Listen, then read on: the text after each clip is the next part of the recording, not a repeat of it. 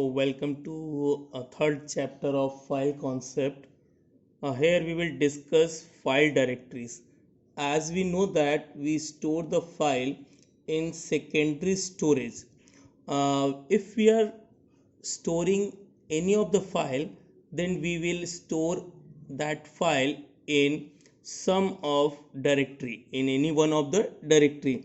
Means user stores files in any directory. That directory structure provides the information about all files.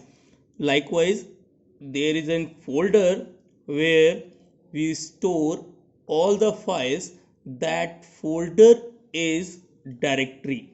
So directory is a data structure that lists all the files and subdirectories. Maybe there is no subdirectory, or maybe there are various subdirectory. Any of the file never contain any directory.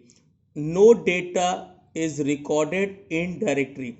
All the data kept in file, and each file will be stored in any of the directory. There are various labels of directories.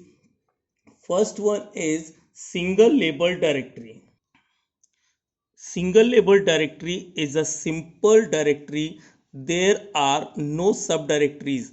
Means it is only having root directory. We cannot further classify directories into subpart. Each file is stored under the one directory. That directory is known as root directory. All the files, likewise A, B, C, all are the stored in one directory. This is known as flat directory. Just because of no subdirectories, it is known as flat directory. It is good for single users. As we are increasing users, there are some problem occur. The problem is naming problem.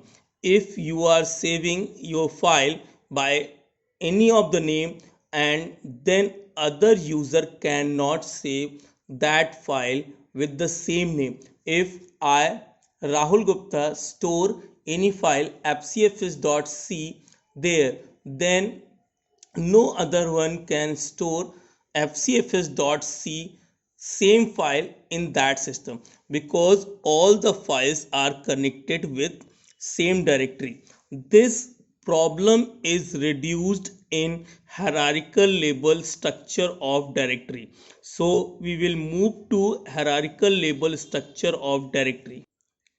Hierarchical label structure में कई सारे सब directories files different different label पे file के through connect किए जाते हैं. Means any of the directory can contain various subdirectories and various files at any label. Likewise, there are further classified into two labels.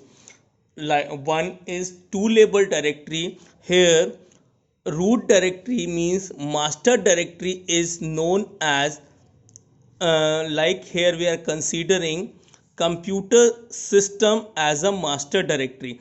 Then further we divide that directory in different users. That is known as user directory. Means I am the master directory, then I have attached with various students that are user directory.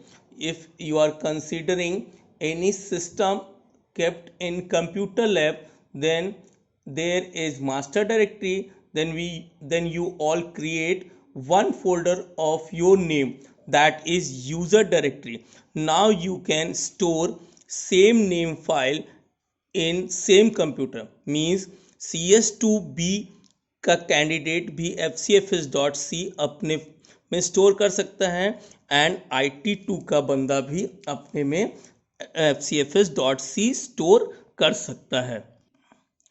यहाँ directory to label में divide होती है. Means one label is master directory and second level is user directory, इसीलिए इसको to label directory structure भी बोलते हैं। और थर्ड लेबल स्ट्रक्चर में फाइल्स होती हैं। डायरेक्टरीज के अंदर हम फर्दर सब डायरेक्टरीज यहाँ पे नहीं बना सकते हैं। इस प्रॉब्लम को रिड्यूस किया गया ट्री स्ट्रक्चर्ड डायरेक्टरी स्ट्रक्चर में। हम ट्री स्ट्रक्चर्ड डायरेक्टरी स्ट्रक्चर आगे देखेंगे। ट्री स्ट्रक्चर्ड डायरेक्टरी में डायरेक्टरी खुद ब खुद एक फाइल होती है।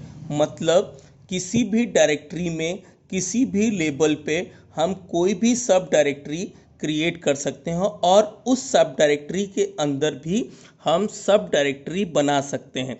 और सब डायरेक्टरीज हमारी कंटेन करेंगी फाइल्स को। मींस हम डिफरेंट डिफरेंट लेबल्स पे डिफरेंट डिफरेंट डायरेक्टरीज, सब डायरेक्टरीज, फाइल्स क्रिएट कर सकते हैं। अगर हम एग्जाम्पल देखें, यहाँ पर एक मास्टर डायरेक्टरी है जिसका नाम है SRGI। SRGI फर्दर डिवाइड होती है डायरेक्टरीज में here engineering and management. Then engineering से आपकी एक फाइल कनेक्टेड है जिसका नाम है 485.xl। मीन्स इसमें इंजीनियरिंग कॉलेज कोड 485 का पूरा एक्सेल है।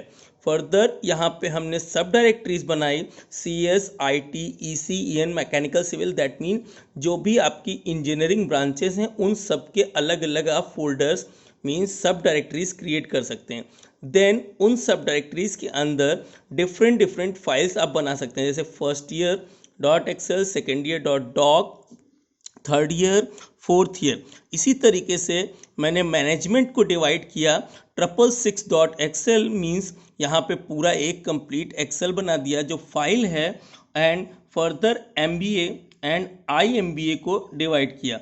इसी तरीके से first year and second year आपका डिवाइड हुआ। ये ट्री स्ट्रक्चर है। यहाँ पे किसी भी लेबल पे, यहाँ पे कोई भी लेबल फिक्स नहीं, किसी भी लेबल पे हम डायरेक्टरीज क्रिएट कर सकते हैं। Circle is denoted file and rectangles are here presented directories. Now हम मूव करेंगे एसाइक्लिक डायरेक्टरी स्ट्रक्चर।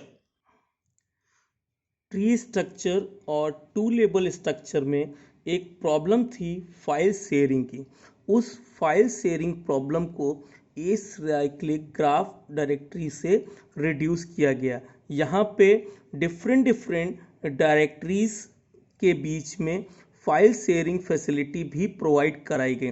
जैसे एक स्कॉलरशिप कोई भी गाइडलाइन है वो इंजीनियरिंग के डायरेक्टरी में भी है और मैनेजमेंट डायरेक्टरी, इन दोनों डायरेक्टरी के लिए गाइडलाइंस सेम हैं। इसीलिए वो गाइडलाइंस दोनों फाइल्स के थ्रू शेयर्ड हैं। ये शेयर्ड डायरेक्टरी स्ट्रक्चर आपका एसाइक्लिक स्ट्रक्चर कहलाता है। यहाँ पे कोई भी जो डायरेक्टरी है जो शेयर्ड है उसकी 2 कॉपीज होती हैं जो भी रिफ्लेक्ट दोनों जगह पे करती हैं। अगर कोई भी चेंज होता है वो चेंज एट अ टाइम दोनों जगह पे रिफ्लेक्ट होता है। यहाँ पे कोई जो ये file at a time more than users के थ्रू एक्सेस किया जा सकता है। ये आपकी शेयर्ड फाइल होती है। फाइल शेयरिंग करते समय हम 3 कीवर्ड्स का यूज करते हैं, RWX। R represents read operation for files or directories and W indicates you have write permission also, and X indicates you have execution guideline.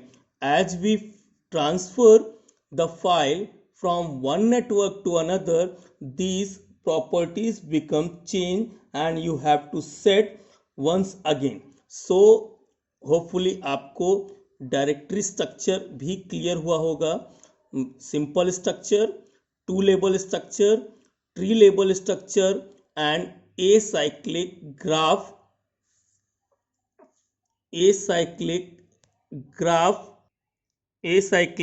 Graph directory भी clear हुआ होगा। Thank you.